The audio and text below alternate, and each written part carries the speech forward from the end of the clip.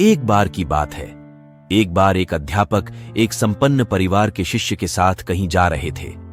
तो उस शिष्य को कुछ मजाक सूझी, क्योंकि उसको रास्ते में किसी गरीब मजदूर के जूते दिखाई दिए। उसने अध्यापक से कहा, गुरुजी, अगर हम इन जूतों को छुपा दे तो कितना मजा आएगा।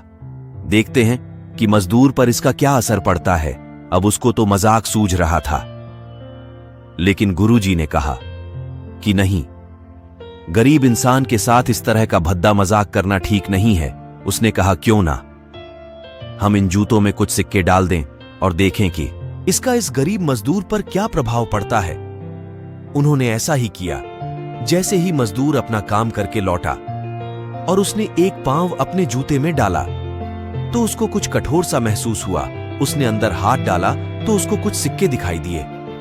वह थोड़ा आश्चर्य में पड़ गया। आसपास किसी को देखा तो कोई भी दिखाई नहीं दिया। वापस उसने दूसरा पैर अपने जूते में डाला और वापस उसको उसमें कुछ सिक्के दिखाई दिए। अब दोनों जूतों के सिक्कों को उसने अपने हाथों में रखा और प्रभु की तरफ इशारा किया। हे प्रभु, पता नहीं किस भले मनुष्य ने ये सिक्के मेरे जूतों में छुपाए हैं, लेकिन जिसने भी छुपाए हैं उसको मेरी दुआ है, ताकि इन पैसों से मैं अपने बच्चों और पत्नी के लिए कुछ खाना और दवाइयां ला सकूंगा। और इतना बोलकर वह चला गया। इस बात को शिष्य और अध्यापक दोनों सुन रहे थे। अब अध्यापक ने शिष्य से पूछा कि अब तुम मुझे बताओ कि तुम्हें कैसा महसूस हुआ, तुम्हारी पहले वाली मजाक या मेरा यह तरीका।